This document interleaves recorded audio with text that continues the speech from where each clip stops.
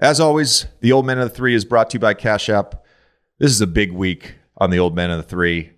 We squared a bet on Cash App this week, and this time it wasn't my bet. Jason, do you want to explain? Yeah, that's right. I believe I accurately predicted that the Boston Celtics would beat the Brooklyn Nets, and Tommy, I believe, owes me $100.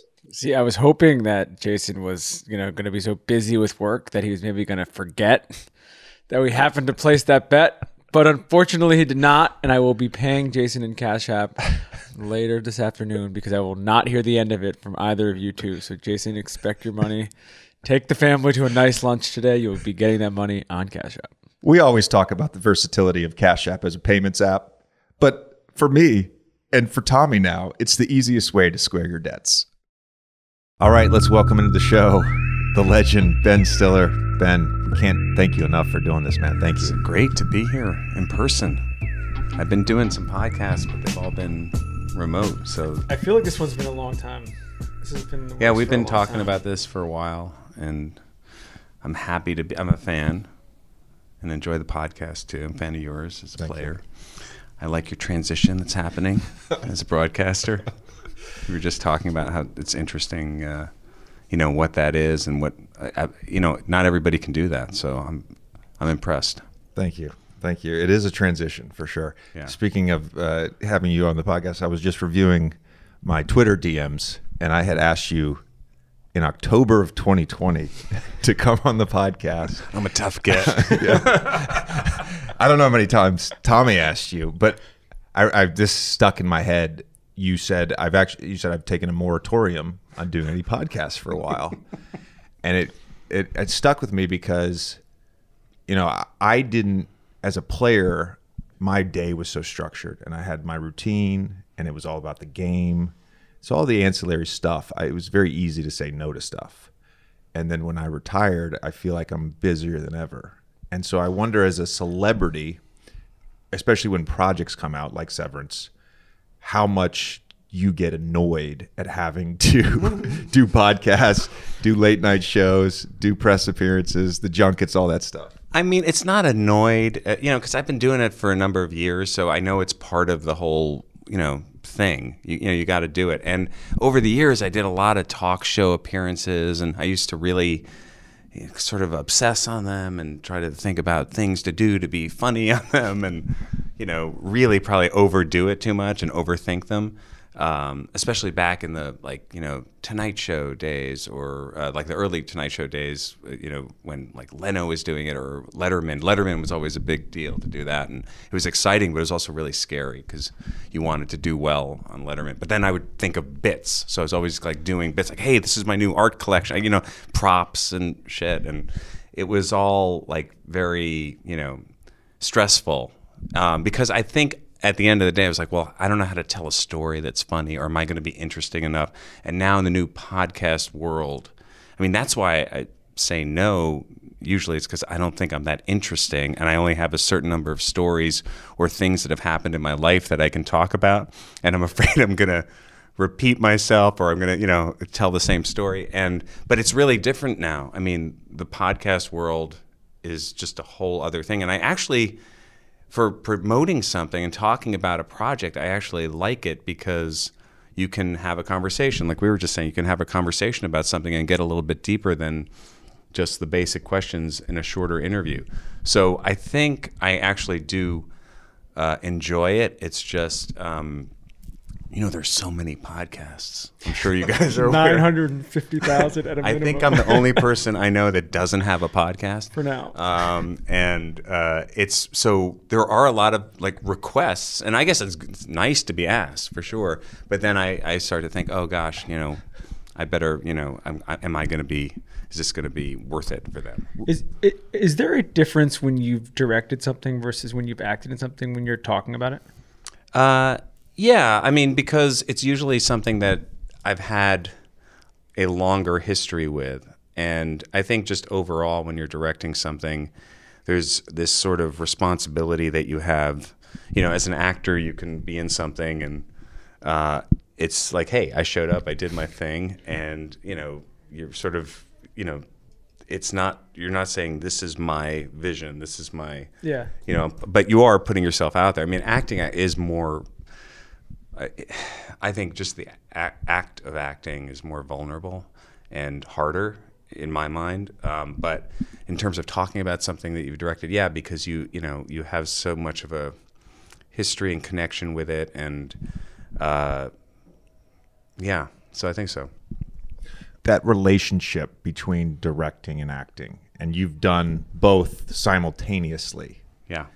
Is there, because I think you started out directing, basically. You obviously acted, you did a play or two, you were writing some, but you were always comfortable being behind the camera, right? Reality Bites, I always, 94, that was your first movie you directed. But like the unique challenges or the unique enjoyments to each, like what are they? Well, I always loved directing since I was a kid, but I also did like to act too. And it just sort of evolved in my career that's how it happened, where I was sort of trying to get work as an actor, trying to figure out who I was. I don't think I really knew what I wanted to say as a director when I was younger. I knew comedy was something that I loved, but I also was interested in doing serious things too. But I was sort of figuring it out. So I had a lot of back and forth between acting and directing, and a lot of it came out of not getting work as an actor and being just not great at auditioning, not really good. I mean, I was stiff. There were a couple of movies that I came close on that I tanked the final callback, you know, where I just went in and just was really bad because I was nervous. Yeah. And then I was trying to get work, so I started to do my own thing as a director that was, you know, making little short films that I was in, or audition tapes. Like I did an audition tape for Saturday Night Live. Doing my own thing, making short films that I was in to just try to generate work. And so that's sort of how it evolved. And I went through periods of time where I was actually getting work as an actor more than making my own projects, and then started to work on my own things. And that sort of melded into one thing where, okay, I'm going to do my own show.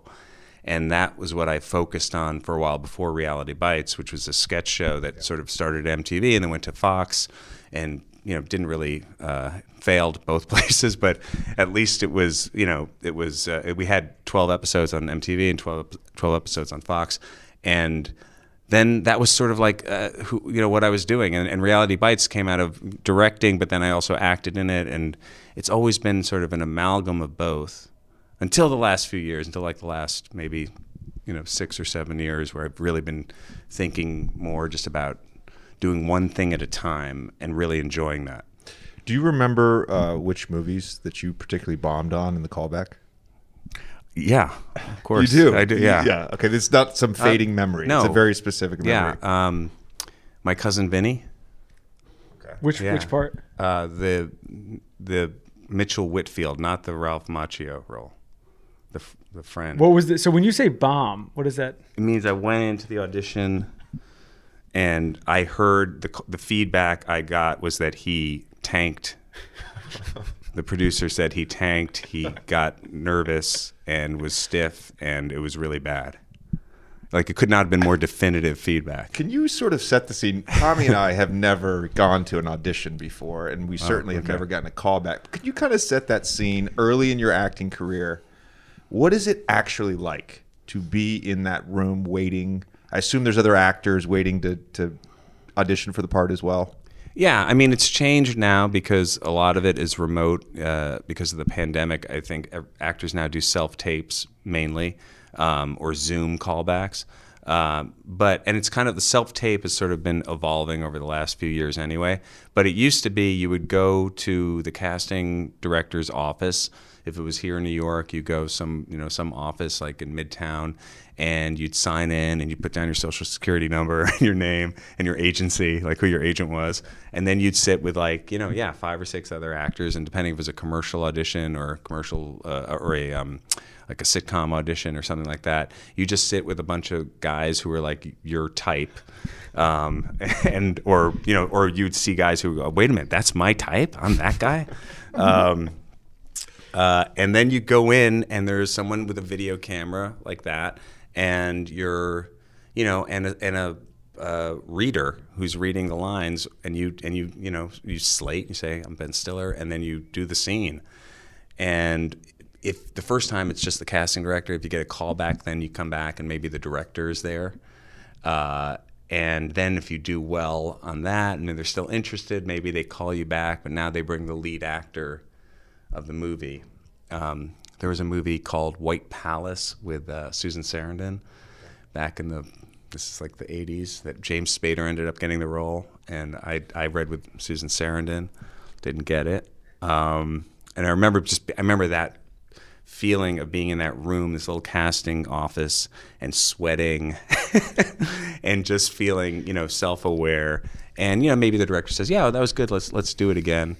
Stumbling online. It was awful. Wait, but the feedback is in real time. You're saying the feedback from my cousin Vinny was afterwards, to my agent. Okay, yeah, to your agent. Yeah. Okay. Yeah. And I ran into the producer years later who brought it up to me, who said, "Hey, remember when you went in for that callback? You were so bad. You really tanked it." Just in case you forgot. Were there any in my cousin Vinny said, were there any other like what ifs that you tried out for and you didn't get, and you sort of wish in retrospect you'd gotten? God, I mean, I remember. No, I mean, there probably are a lot that I've blocked out. I remember there was a pilot for CBS called The 60-Minute Man. It never went, where I was like supposed to be like a therapist who was like, I don't know, was like maybe also a detective or something. I don't know. But like I had a call back for that and came very close. That was like a network thing. It would be, you'd go to the network, and it's like a really weird process where there's a studio that's producing the show and the network, and then the studio would have their choices and the network would have their choices, and they actually would have these little theaters. This is for television shows where you go into the theater and do your final callback, and all the studio and network executives are sitting there watching you. And that's really terrifying. What about like a role that you were offered that either your schedule didn't allow you to do, or you didn't want to do the role? This is later on in your career, obviously. Right. You've obviously at this point had some hits. I assume there were roles you turned down at some point, and then you thought to yourself, maybe I should have done that.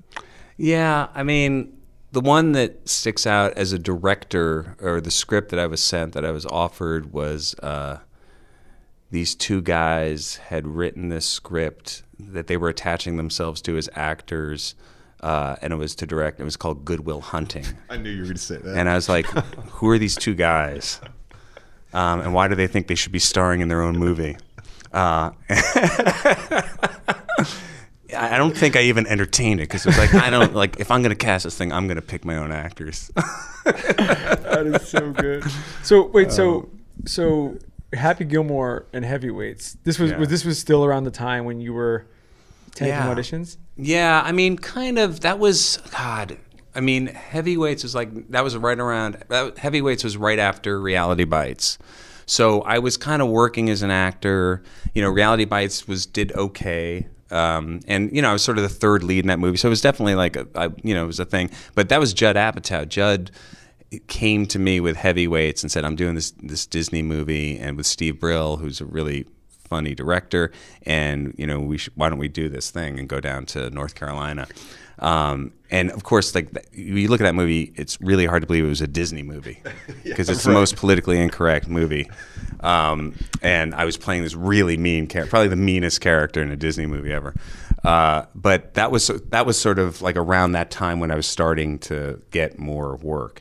And Happy Gilmore, I feel like maybe that was around that time too. Was it a weird feeling? But that was just Sandler kind of like calling up and saying. But I was gonna say, was it a weird feeling, like sort of knowing how good you are at playing these assholes? Yeah, I want to know what it is about your personality. Because you have a reputation as like a nice guy, a good guy. Oh, do right? I? Okay. No, yeah. But there's this like underlying thing that keeps popping up. White Goodman. Yeah. Your character in Happy Gilmore, but those, were just like epic villains. Those two came out like 94, 95, and are two of the best movie villains ever. Still, probably. Yeah. Well, thank you. I think we did a draft at one point, and they've both been drafted of best movie villains, of like top 15 movie villains. Yeah. Ever. I mean, I don't know. Like, it's so much fun to play a part like that, because you just have the freedom to just be a real asshole, and I felt like Tony Perkis, who was probably somehow related to White Goodman somewhere, because it's basically the same character. To me, it was like rooted in this sort of idea of, a self-help guru, maybe a little bit of a Tony Robbins kind of vibe. But so that for me, it was sort of, I don't know, digging into like someone who's just such a jerk is fun because, you can just go to that place where I've always wanted to do this. But I always wanted to say this to someone. Yeah, and I mean, I laugh even thinking about it. But like, we had so much fun doing heavyweights, and those kids were great. But like, there were scenes where I was just being really mean to the kids, and I think they were getting a kick out of it too. But somewhere in the back of our heads, I think Judd and I were thinking, I don't know if this is a Disney movie. I don't know if this is going to really take off.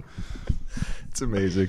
Adam McKay came on our show a few months ago and talked about the director essentially being the coach, right? And part of it is obviously you're telling the story and you're relying on the script, and if it's a series, the showrunner. Right. But he also talked about part of coaching and part of directing is managing egos on set. Mm-hmm. Have you found that to be true as well? Well, I mean, it definitely is about human beings, doing something that's very hard to do, which is acting, and a very vulnerable thing, like I was saying. So the vulnerability puts people in a position on a set where everybody's, as an actor, you're trying to figure out how you're going to do this, and everybody has their own perspective and where they're coming from and works differently. So yeah, you're definitely, and when you walk away from a project when it's gone well, you just feel like, okay, it was great. Everybody was like a human being. Everybody just was normal. They kind of didn't let the craziness of ego get in the way of it. When you have that kind of experience, and I can imagine it might be the same way on a team too, where you sometimes deal with people who are in their head a little bit or have an idea of who they are, what they think they should be doing, what their role should be on the team. Sometimes it's like that. You try to avoid those situations as much as possible. You really do when you're putting a cast together for something. But you never know what's going to happen. Right. So there's a little bit, there's a little bit for the casting director of playing the role of a GM. We've got to make sure the pieces fit, the personalities fit. I think as a director you have to do that. Like you have to make that call when you meet with somebody to do a movie or a show, when you sit with them, if they're not going to audition, and just like get a sense of what they're like as a human being, so that when you get on the set, that's going to be amped up. It's going to be, and the reality is, like, some big stars and people in this business have, peccadillos and little specific sort of, quirks. I don't judge it, because I think I myself have been in that position where I did things on sets where I look back and I go, like, I was being an asshole for real, And You've had a rant or two. Yeah, and I regret it. But the reality is, sometimes you're in this bubble with making a movie where people will treat the star of the movie in a certain way, and it's up to you to cut through that and really not sort of soak up the bullshit. You know what I mean? Going back to what you said earlier, I completely agree with you, in the sort of comparison to a team, because, whether it's a first year guy going to a second year, he's got an idea of how his season wants to go. There's guys who, I'm going to be an all-star this year. Everybody's sort of setting goals, and I assume it's the same thing on set. Like, this is going to be my big chance. I'm going to nail this role. And everybody has a preconceived idea of how everything's going to go. And then all of a sudden you have to put the pieces together and make a product.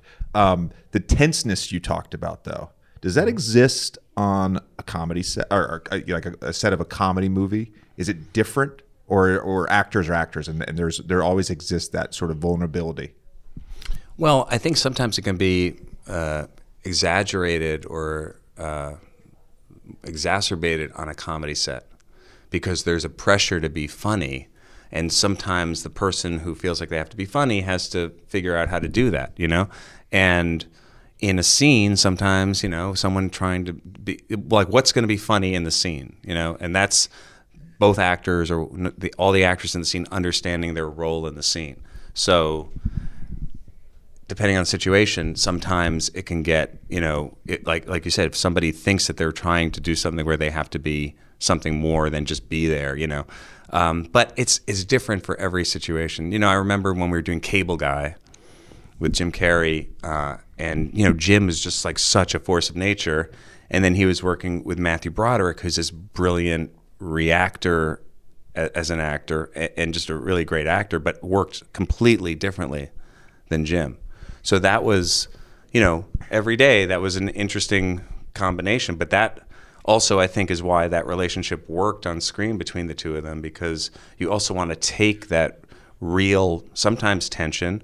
Doesn't mean it's like a bad thing. It doesn't mean that, but just literally like what's the energy between people, and you want to use that because it's real, and that's in any scene in any movie. So I think you want to tap into that sometimes, but sometimes it can go off, for sure. And when you got a lot of actors doing a lot of different things, and I've had that in different movies as a director, and it sometimes that can be challenging, for sure. Everyone loves a wedding, right? And whether you're going to be a groom in a wedding party or a lucky guest, everyone wants to look their best. Well, with a custom-fitted suit from Indochino, you'll look great, feel confident, and enjoy the big day without fussing over your clothes. And honestly, it doesn't matter what the event is. When you can choose every detail on a suit, shirt, dinner jacket, and at more affordable prices, you know you're going to look and feel great. Every suit is made to your exact measurements, and you can customize every detail. Create a suit that fits you and your style perfectly, with options for fabrics, label shape, custom monograms, statement linings, and more. And the best part, Indochino suits start from just $429 and shirts from just $79. Yeah, Tommy, I've ordered from Indochino, and there's nothing like a tailored suit that fits perfectly. You can move at ease and feel confident that you look great. So if you've got a big day coming up, getting the perfect look is no big deal with Indochino. Get $50 off any purchase of $3.99 or more by using promo code OLDMAN at Indochino.com. That's $50 off a purchase of $399 or more at INDOCHINO.com. Promo code OLDMAN. Hey y'all, summer is almost here, and that's great news. But along with this great season does come a few pitfalls, most notably sticky summer heat. But there's a way to beat that sticky, sweaty feeling, and that's with Tommy John. When you wear Tommy John, you're that much cooler, so you can do everything better thanks to breathable, lightweight fabric with 4 times the stretch of competing brands. With dozens of comfort innovations, Tommy John will keep you looking and feeling cool all season, from lounging at home to summertime fun. That's why Tommy John doesn't have customers. They have fanatics. With over 17 million pairs sold, people love Tommy John underwear and loungewear. Plus, there's no risk because you're covered with Tommy John's best pair you'll ever wear, or its free guarantee. Wearing Tommy John really does make a difference. I've been in some sweltering heat, and these clothes just keep you cool and comfortable. So be prepared and look great. Shop TommyJohn.com/JJ right now for 20% off your first order. Again, that's 20% off at TommyJohn.com/JJ. TommyJohn.com/JJ. See site for details. So it's obviously much more common than in sports, but like on a movie like Cable Guy or a movie like Zoolander, you're like essentially a player coach where you're starring in it, or with Zoolander in particular, you're starring in it and you're also directing it. By the way, the player coach, does that even exist anymore? Just for Kyrie Irving. Yeah, never officially. But you have to actually be able to play to be a player coach. No. He said they don't have a head coach. They don't have a head coach. But do you feel like that gave you and gives you, I guess, still, if you do it again, a level of empathy where you actually know both sides? Where in certain cases, you're one or the other, and you kind of don't know how to deal with it. I mean, definitely as an actor, when you know what that is, when you're directing, it's I think it's an advantage because you know that every actor is feeling this thing where it's like they put cameras on you and you're sometimes you're more, I don't know, and again, not to make everything an analogy to sports, but like sometimes you walk in and you're comfortable and you're in a scene where it just feels right, but then other times you'll feel really uncomfortable and self-aware, and as a director you want to help the actor get to the place where they can do their best work, but knowing the fear that goes into being an actor, because it's so vulnerable, and you just and you have to feel free to try things that don't work sometimes. Yeah. So I definitely think that helps. Well, you had that you've talked about it a bunch in the show, but just performance anxiety playing every game you play in. I mean, when you're performing at the highest level of anything, no matter how good you are at it, you're still going to have a version of that. Yeah. So there's performance anxiety as a player. I had that every game. And the interesting about being as a player, you either have a good game or a bad game. There's measurable stats. Right. I had a good shooting night, I had a bad shooting night. I had 6 turnovers. My guy scored 30. I shut my guy down. Like, there's all these different metrics to say, like, I had a good night, I had a bad night. And now I have that same sort of performance anxiety doing media. You do a game. I did Countdown on Saturday, live from Barclays, and like you get a little butterfly. And but the metrics are different. And so much of it now is like, well, what's the reception? And I'm curious in your case if the reception is still important to you in the same way that it was maybe 25, 30 years ago. Yeah, I mean, it's a really good question, and the reality is, what are you looking for as a creative person when you do what you do? I mean, personally, human nature wise, I want everybody to love everything I do. But when you're not, I'm glad you can admit that. Of course, yeah. But when you don't have numbers and stats to say this was a good game, this was a bad game, then the question is, where are you going to go looking for that, right? Like, where do you go after your game, after you do your NBA thing? Like, who tells you? Sometimes Twitter. Right. Okay. Well, no, but then you have to. Unfortunately. Right, but then you look to So then you have to make the choice to look to Twitter. Yeah. So I think it's a personal choice that you go, okay, where am I going to look? Am I going to look at what the critics said? Am I going to look at what they said on Twitter? Am I going to look at what the box office did? Which the box office probably, when you're an actor in movies, is the most, the one that you can sort of compare the most to an actual stat. But that's not an indication of something being good or bad. That's just whether or not people went to see it. Now what's loaded is because you want people to go to see it so you can keep doing what you want to do.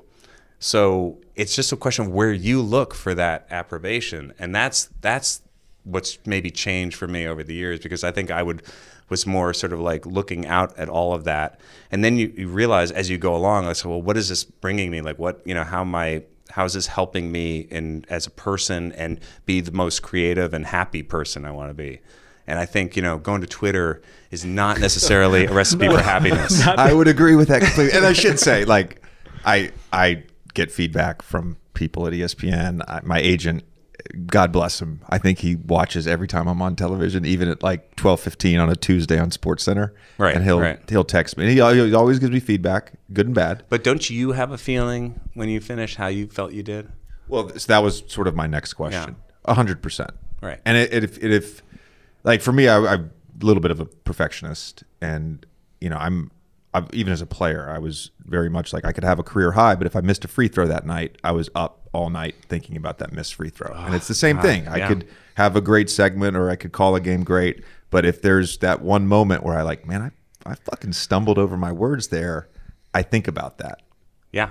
Yeah, I'm the same way, and I will go to the negative. I'll go to whatever I heard was the not good thing. But I think over the years I've sort of learned, like, well, this is what's going to make me feel better as a person and make me happier, is to not necessarily delve into that. Yeah. But I'm the same way, where if I didn't get something the way I want to get it, I will pound on myself over that. I have a follow-up, which I feel like you may be uniquely sort of suited to answer. So, like, Severance, for example, 98% on Rotten Tomatoes, getting great reception reviews across the board. Like, it's a pretty... It's like every project I've ever done, by the way. Well, here we go. But this is what I was going to say. Tomatoes. So, like, this is... Severance is objectively, a critical hit. You know what I mean? Who knows about awards or anything like that, but it's like objectively critical hit. People like it. But with, like, comedies in particular, a few that we've already talked about, Heavyweights being one, Zoolander being another one, these are, like, great, funny movies that are beloved 20 years after the fact, but, like, they might not have gotten good reviews. Yeah. And so JJ and I may love them, but if you go look at Rotten Tomatoes at Heavyweights, it's probably like 25%. It's probably like the stupid movie. I don't think it's that low, but all right. But Yeah. but All right. so, no, you're right. but isn't it weird with comedies and like how do you even judge that? It's not fun to feel like people aren't embracing it the way you want them to, Yeah. right? But and I was talking to Kevin Hart about this the other day. It's like, you can't do that. You can't go looking for that with comedies, especially. It's just people respond the way they respond, and what you feel is what people actually what sticks with them. The fact that we're still even remembering heavyweights or now like that to me is what feels good. Sure, I'd love it to be everything to be 98%, but that's just the reality with comedies. It's so subjective, and we've had to just accept that as people who are in comedy over the years, that's what it's going to be. Which movie did you say had 25%? Heavyweights. All right. We're gonna look this up after the All right, I fact. just looked it up. 17. It's higher than 25. Not by much, but it's higher. It's 29. Yeah, It's 29. It's 29. Yeah. Oh my God! Now But I'm it's gonna be so but depressed. it's such a good movie. I think we was so probably happy Why when did I you walked bring in this here. up? You're such an asshole. But we've probably Tony. seen the movie 20 times. But see, honestly, it really doesn't. At this point, that doesn't bother me. It might have bothered me when the movie came out. I probably would have. But it's just like it becomes its own thing, and that's the great thing with these. And it's a ridiculous comedy. Yeah. So, like, I wouldn't like the 70 whatever. I'm not good at math. The 79% who didn't like it, like they're probably right. For them, it didn't work. But for those 29% They loved it. who loved We're it, in that yeah. 29%. We've seen it 50 times. Yes.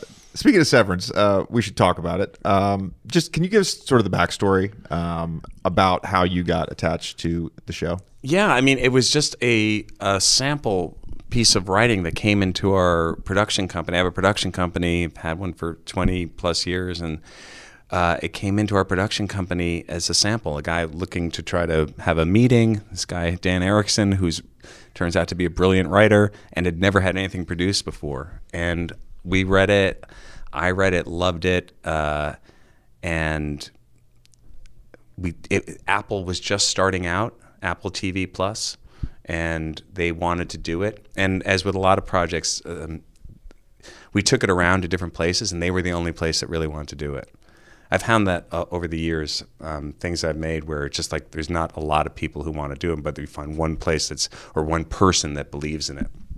And then, it took years of development. Also, Apple was just starting up, and then we started doing it right before about 7 or 8 months before the pandemic started.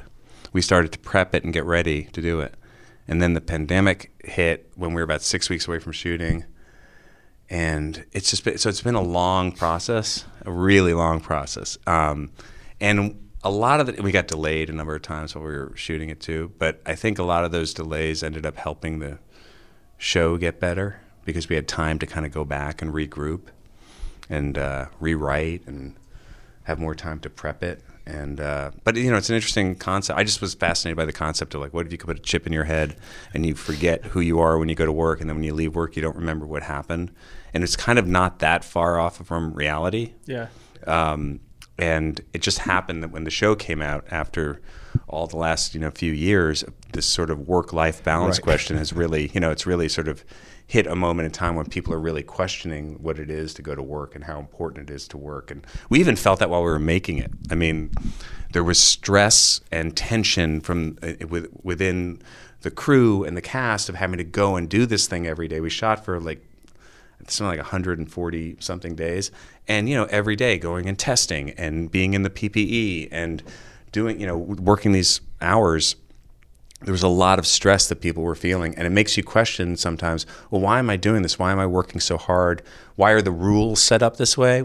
The structure, right around with the time we finished shooting the unions, the unions for crew people were contemplating a strike at that point and almost did, but then were able to settle. And it was a moment in time where everybody was sort of questioning, like, why do the work conditions have to be the way they are? And things that we've agreed on over the years, looking at it. I think the pandemic sort of altered our view on what the priorities in our life should be. That's a great way to put it. Yeah. I was gonna ask about both Severance and also Escape from Dannemora, which if anyone watching or listening this has not seen, they should definitely see. But those were, these are two very different types of projects for you. Are you sort of like consciously seeking out ways to challenge yourself, or did you just find these particular things to be interesting and just be like, okay, I'm going to try this just because I haven't, done it yet? Yeah, I mean, I've been trying to just go to projects and ideas that I really gravitate to and have a gut feeling about. And I guess over the years, I've done a lot of different things, but in the last few years, I've really been thinking about, well, what is it that I want to see? Making stuff that I really want to see, and not worrying about acting and directing at the same time, or even being willing to let my acting kind of go for a little bit because I love directing.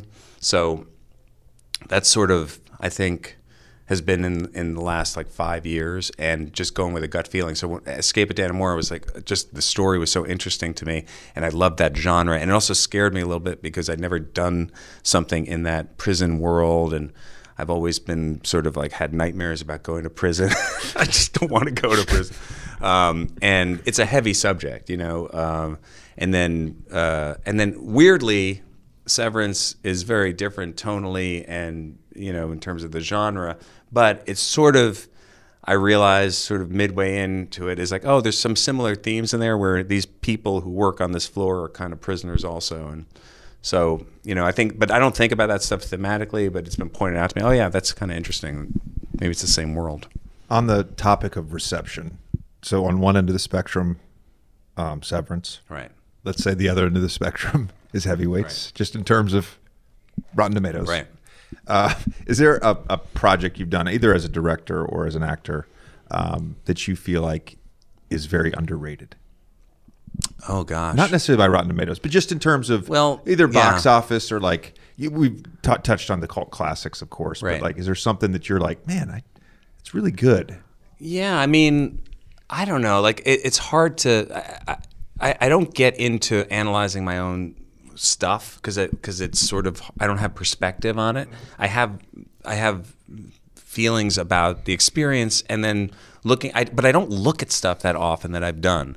So like to really like maybe something I thought was good that I did 10 years ago, I unless it maybe somehow comes up on flipping the channels or something, and then even then it might be like I can't deal with watching this right now, or sometimes you'll watch it and go, oh, that's interesting, like that wasn't so bad, So, but I find it dangerous to do that because it just takes me into the past. So are you thinking? You're always thinking about the next thing. Well, I'm thinking about where I'm at now and like what I want to be working on. But it's hard not to be aware of all the work, because like I'll do an interview and talk about it, and I am appreciative of it because I really enjoy doing most of it. It's just, they're like like this movie Greenberg I did with Noah Baumbach. I really enjoyed doing, and it was, I think it might have been the lowest grossing film that Focus Films ever made.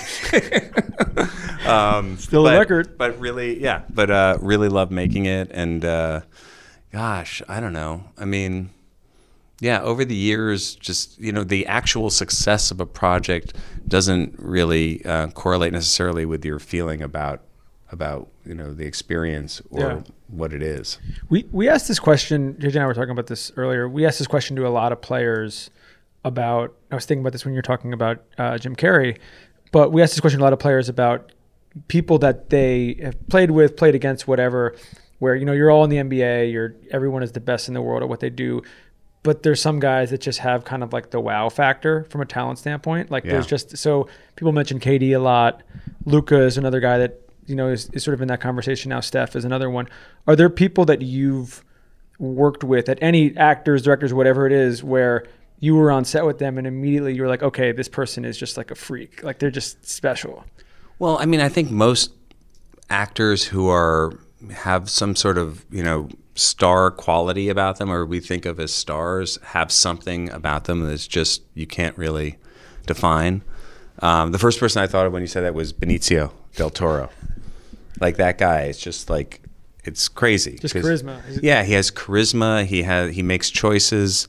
I'd never worked with him before. We'd known each other a little over the years, but because we're like around the same age, and he just makes choices that he thinks about, and as as an entity, as a human, he's just so fascinating and interesting to watch, and he trusts that. But he'll always make a choice that he thinks is the most interesting.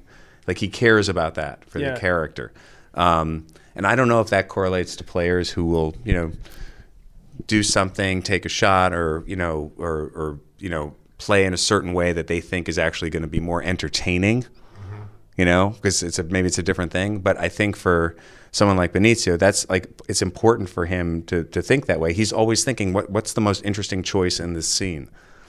Well, I guess so. One person I wanted to ask you about, but I feel like another sort of correlation would be Philip Seymour Hoffman feels like somebody that's like an actor's actor. Like every actor just had this, from a talent standpoint, just had this sort of highest praise for him. And that does exist. All the guys in the league, we talk about it with like real hoopers. Like we just talked about this with KD the other day.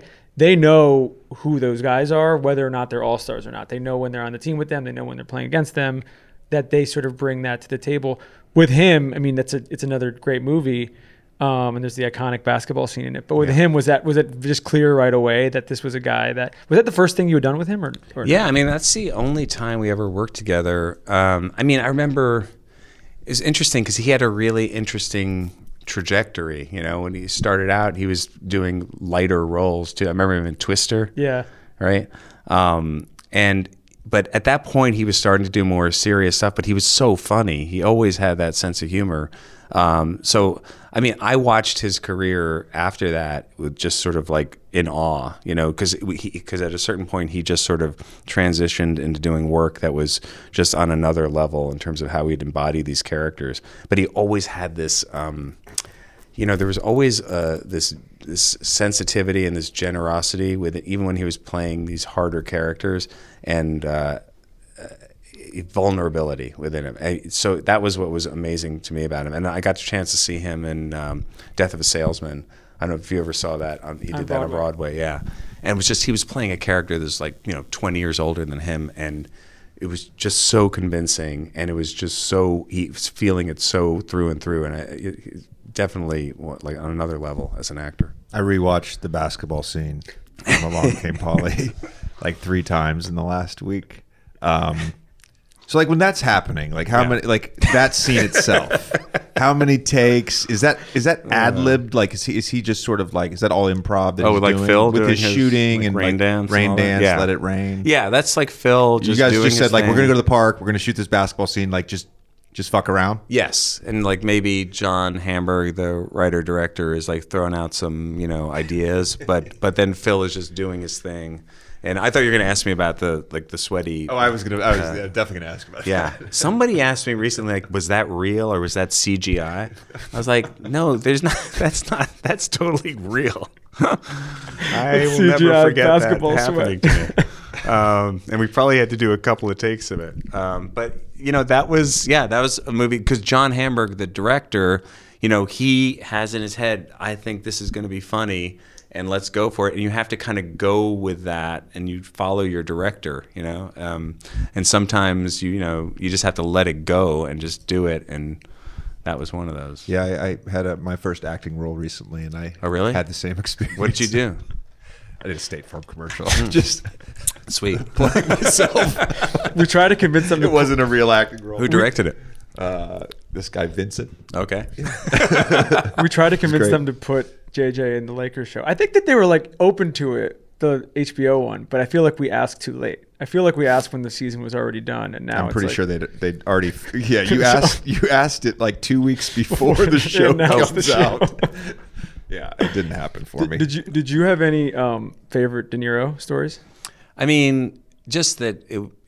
What I liked was working with him the first time was really exciting because it was so scary and it's sort of like what the movie was. The movie was that experience of me feeling nervous around him, so I didn't really have to act. But then over the course of doing a couple more movies with him, it was fun to get to know him a little bit and be able to sometimes, I remember we went out once for dinner and had a couple drinks together, and he started sort of like I started asking him questions because I had a couple of drinks, and I started asking him questions about Raging Bull and like what was it like doing, like asking these stupid nerdy fan questions, which he I think sort of like he just sort of like, all right, like I felt like maybe I stepped a little too far.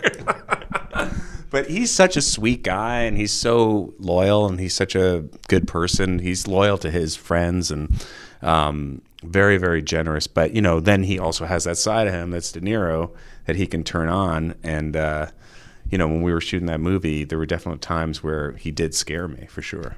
But I think he wanted to scare me. I think that he thought that was good for the movie. To Tommy's question about people you've been on set with that were just like stars, that wow factor. Yeah. There exists this, and I'll admit this, there exists certain players. It's not jealousy, it's not envy, it's not admiration, but it's probably a mix of all of that. A sense of awe for sure, but also a sense of, man, I wish I just had that piece that they have. Is there anyone like that you've worked with, or that you just in Hollywood that you're just like, fuck, I wish I had that? Well, I mean, I think that feeling of looking up to somebody, it's or not like comparison, by the way. yeah. It's not, because comparison is a thief of joy. I'm not. Yeah, no, but for sure. I mean, just iconic actor. I did a movie with Eddie Murphy once, and I think the whole movie I was thinking that. Yeah. Which is why I probably wasn't great in the movie, because I was just sitting. That was the Tower movie. Tower Heist, yeah. Tower And Heist. I was like, the whole movie, I was like, I'm doing a scene with Eddie Murphy. We're doing like a funny scene, like I'm doing like a back and forth. And I felt like I was watching him in a movie, because it was just too surreal. It's too iconic, But I mean, it's not like, but like the envy part of it. I mean, I feel like it's such a specific thing that I envy actors that kind of have that freedom where they sort of don't care and they can just let it go. You talk about like caring what people think, like that. I really envy that sort of like freedom to go like, I give a shit. Jim Carrey's like that. When we did Cable Guy, he could have done any movie he wanted in that moment and decided he wanted to do this weird, dark, strange character and commit to it fully, and did not give a shit about how critics would react or anything. He's like, no, I want to do this movie. We should touch a little bit on basketball. And so when did you become a Knicks fan? I assume it most of your life, all your life. Yeah. Is there a period of time that you remember specifically, like, oh, I'm now a Knicks fan? Well, I mean, it goes way back, because my dad used to take me to games when I was little, and he knew these two guys, Freddie Klein and Stanislavski, who were like restaurant guys who had season tickets in the 8th row behind the Knicks basket. So this is like 1972, 73, 74. And we would go, and I'd see that team play. So, that was ingrained in my head, was the successful, the classic, Clyde, DeBusschere, Red Holtzman, the whole thing.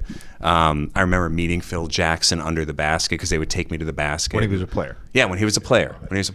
And then I was in, so that was it, And then through the 80s, the Bernard King era, I was a big Bernard King fan. And just then I moved to LA in around like 1990, I don't know, like 2 or 3, and I sort of distanced myself, not intentionally, but just sort of like stopped following basketball as much when I lived in LA. I lived in LA for like 20 years, never became a Lakers fan. That wasn't going to happen. Was there ever any point where you considered it? No. Ever. No, This is the thing with Knicks fans. They just don't. No. Once it's in you, yeah, can't get it out. like I couldn't be a Nets fan. I mean, and by the way, I love Steve Nash and KD and big fan, but I cannot be a Nets fan. Even just watching Spike at that game the other day, and I was like, it was confusing to me. I was confused as well as to why I was at the game. But, yeah. But so what's it like? Like, what's it like to be a Knicks fan? Like, how would you describe the experience? And I mean, this is you're coming from. I'm asking someone who, has been a Knicks fan for 40 plus years and got to experience a championship.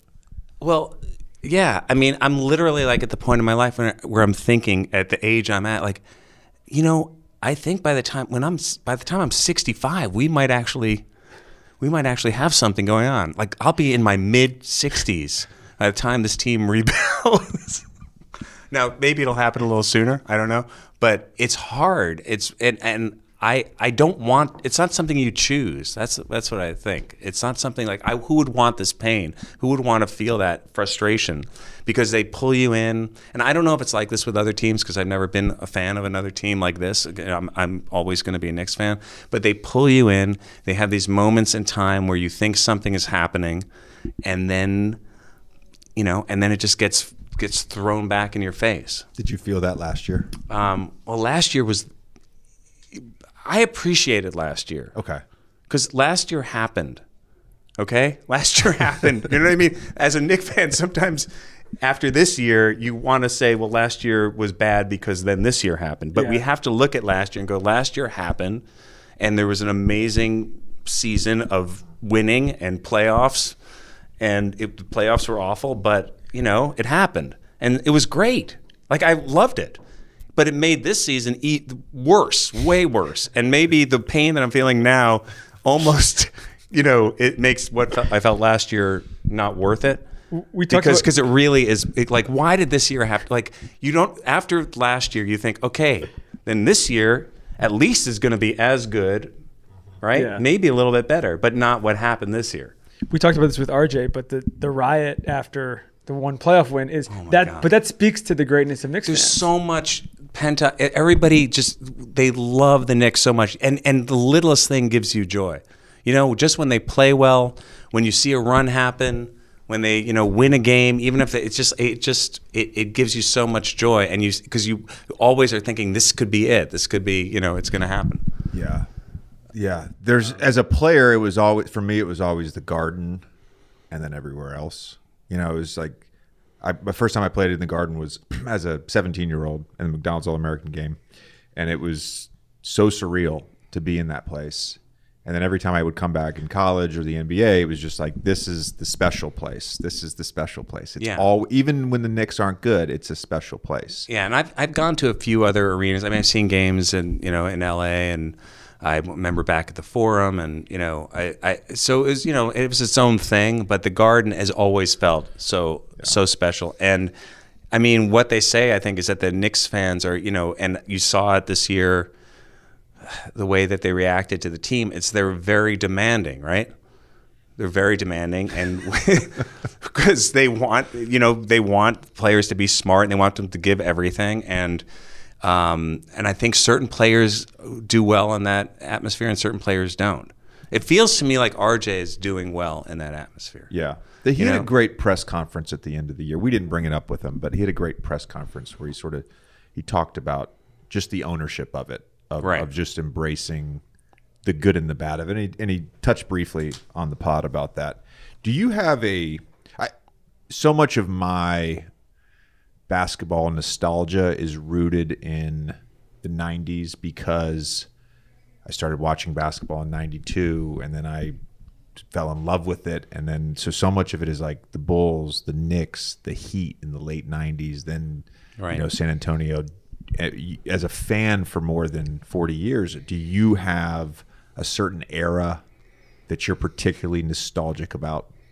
Not necessarily just of Knicks, but just the NBA in general. Yeah, I mean, I think, honestly, like, it does go back to the 70s for me, just because, maybe it's because of the positive memories of the Knicks at that time, and there's sort of I don't know, that's like, that'll always be this wonderful time for a Knicks fan. I mean, and the 90s, I was sort of like less of a fan, even though that was probably the next good time for the Knicks. And the violence in the game in the 90s, is pretty, I mean, it's interesting now because it's really fun to watch when, you'll see clips of like the fights that would happen or, and how intense it would get. And now looking at it, where it seems like the game, I don't know where the game is at now in terms of, like I think it's evolved in this way where it's really fun to watch, but I'm curious, like, what you think. Do you think that it's like at a place where, like, do you look back at the 90s and think, oh, that was really fun to watch? I mean, if you like games that are 82 to 80, sure, yeah, and you want to watch Mark Jackson walk the ball up and dribble over to the left side and turn his back and let Patrick Ewing get in post position. Yeah, like if that's what you like as a basketball fan, I get it. Like I'm not. No, I hear you. I think in some ways it goes back to the reception part, because I get roped into this all the time about comparing. I got it happen last week, on ESPN. Like I get roped into comparing eras all the time, and some of it is subjective. It is a personal preference on what type of basketball you want. I think this is an objective fact. I think objectively there is more overall talent. The players today continue to become more and more talented. Yes. That is the evolution of the game. That is the evolution of human beings in general. To survive, you have to adapt, and players adapt and get better. But I love the 90s. I love the 90s. I would say this. I rewatch games, and like some of the arguments for the 90s when they talk about like spacing, they're actually not real arguments, because people don't understand what illegal defense was. So if you were guarding Patrick Ewing and you were on the other block, and Mike, and somebody was in an ice on the left wing, you couldn't leave. You couldn't 3 second. You couldn't tag them and come over and flood. Like you had to literally be next to the person. Right. And so there wasn't. You either had to double or you had to be guarding your guy. You know what I mean? So. But I agree with you that the level of physical ability is just insane, and the shooting is incredible to watch. And now it does feel like no lead is safe, and and you can, and especially with the Knicks. You like leave, you go, hey, they're up by 12, and you like go and get a Coke, and you come back, and they're losing. It's just that it's just the reality now. To that point too, like Michael Jordan has all these iconic moments, and Larry Bird has all these iconic moments, and part of the reason I think there's all these iconic moments from the 80s and the 70s and the 90s is because we didn't have the recording capabilities to have all these moments. My son and I, my 7-year-old, has become obsessed with basketball. And so every morning he's like, I want to watch SportsCenter Top 10. And when that's over, we go on YouTube and we watch like NBA buzzer beaters. And today we did the top plays. It was an hour video. We only got through 20 minutes. Top plays of 2022. And I thought to myself this morning, I said, all of these plays are as good as anything from any other era. But I literally forgot about Miles Bridges' dunk. I forgot about that dunk because we're just inundated with so content many. and video. It's just different. So there's moments, and it's like, well, there just wasn't as many moments. There wasn't as much on television. There wasn't, people weren't capturing things on their phones. Yeah, there's just so much more media. There's just so much more that you're seeing and ingesting all the time. And it's like, that's with everything. That's with television, movies, all of it. It's just, what sticks anymore, what sticks out in terms of like actually, there's so much what they, quote unquote content. And, which I don't love that term because it just sort of reduces everything down. Yeah. A movie, a television show, Sports Center. It's like all content, and I don't like that. Because I love movies. So, in that way, I feel like it's harder to actually just hold on to something now, for sure.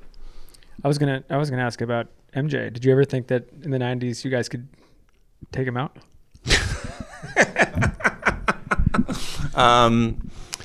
No, I mean, I feel like he's such a interesting character. I mean, I was like I said, I was sort of like, that was not my least involved basketball time. So, but I don't think that was ever happening. There was the one moment. Actually, I'm going to tell a little story. Friday night, I flew back from Atlanta. Got a ride with a friend. Landed at the Westchester Airport, and was on the Brooklyn Bridge at 2:30 in the morning. And this guy starts, Kenny, is pastor, also an Uber driver. Kenny starts talking about the Charles Smith moment when he misses 3 times, and really, that was the moment, Tommy. That was the one chance they had with MJ. Because if he scores on that series is just, it's completely different. Yeah. We all have our favorite go-tos, right?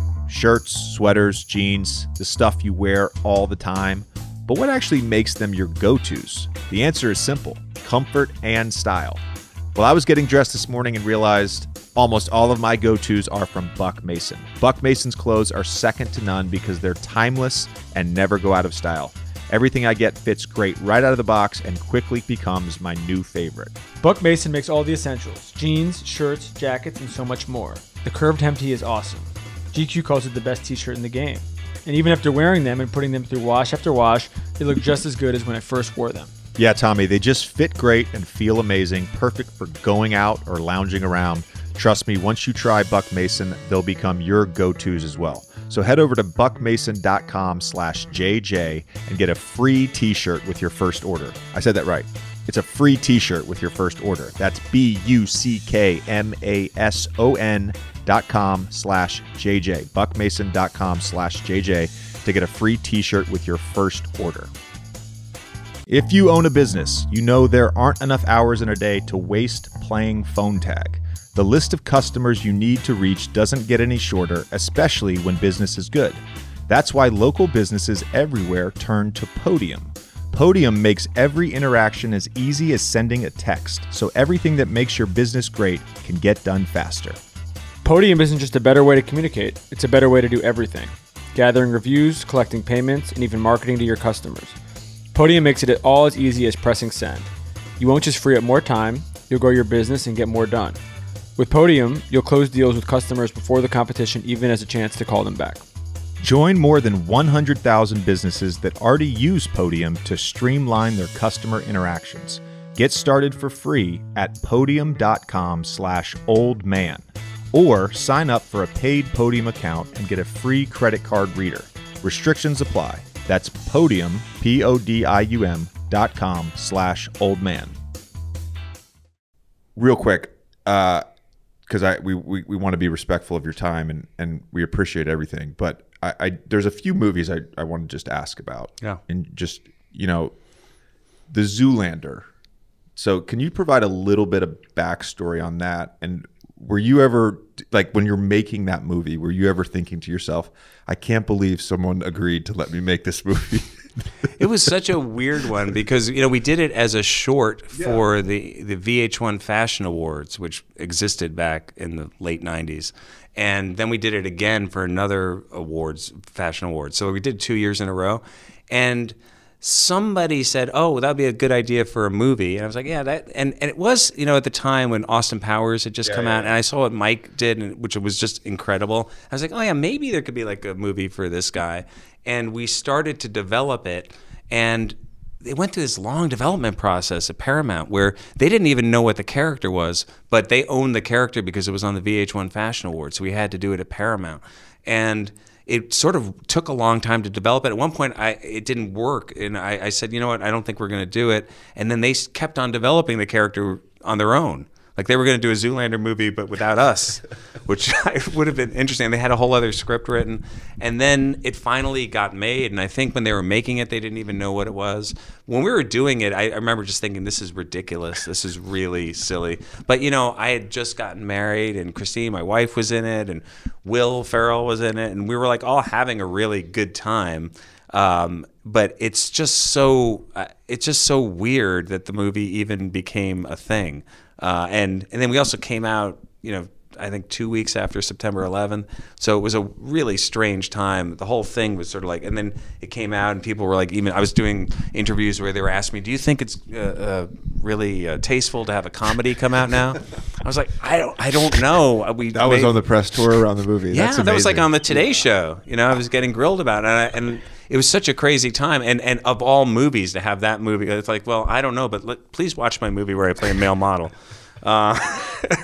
So it kind of ended up having its own sort of cult life, which has been nice. But making it, whenever you're making something that ridiculous, you sort of have to just lean into it. That's the kind of thing like Adam McKay, like he did that so well also, and I think he would say too, like, you just have to lean into it as if it's like you're making The Godfather. You know what I mean? You're that serious about it because if you don't take the character seriously, then the audience won't, even though they're the most ridiculous characters ever. With you and Will and Owen, a movie like that, how much are you guys reading the script versus just going like off the cuff? Well, I mean, Will is just a genius. I think he's the funniest person ever. And he would do lines, but then he would just, he's like a machine. And then he'll come up with stuff on his own, and then you'll throw out a line to him, and then he'll riff off of that. But he, to me, he's one of the just funniest people ever. Is he the hardest person on set to keep a straight face around when you're for me, filming? Definitely. I think he's definitely one of them, because he can just he personally makes me laugh so much when I just watch him in anything. The other movie I wanted to ask about is The Royal Tenenbaums, which is one of my favorite movies ever. Yeah. And just curious about like Wes Anderson and his creative process and him as a director and working with him.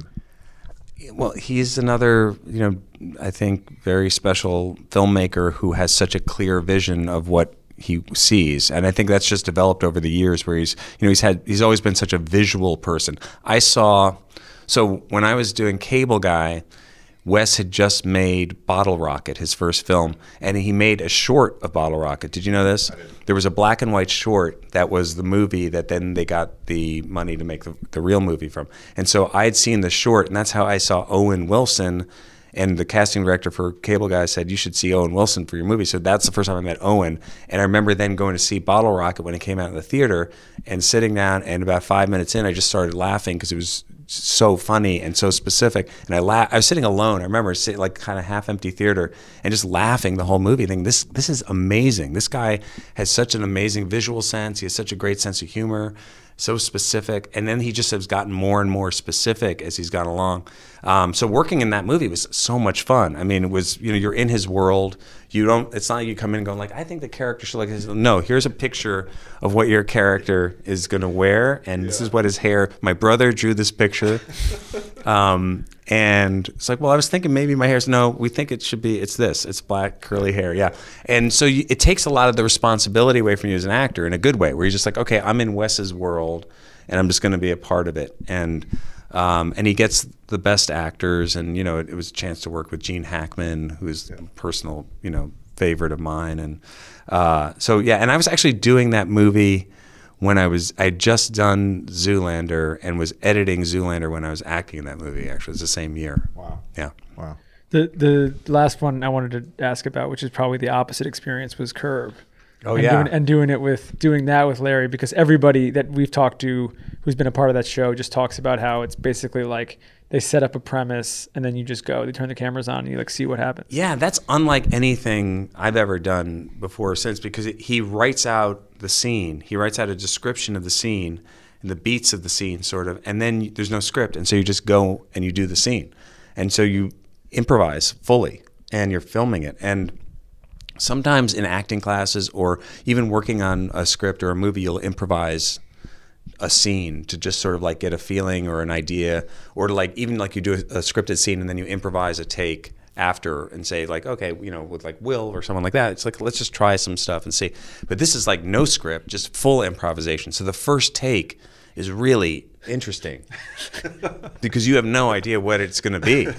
And then you'll do a second take or a third take, and he'll say, okay, well, maybe take a little bit of what you did that first time. But each time it's going to be its own thing. And there's an amazing, crazy freedom in that too, And I think he's so good at it. And so he's one of those people too, like you're in a scene with him and you're like, oh, I'm in a scene with Larry David. He's being really funny. So yeah, that was really, really fun. That's amazing. All right, Ben, we're going to let you go, but we appreciate the time, man. Thanks for coming on. Man, thank you for listening to the show as well. We appreciate it. I love it. Yeah, it's great to see you guys in person. All right, thanks. Thanks.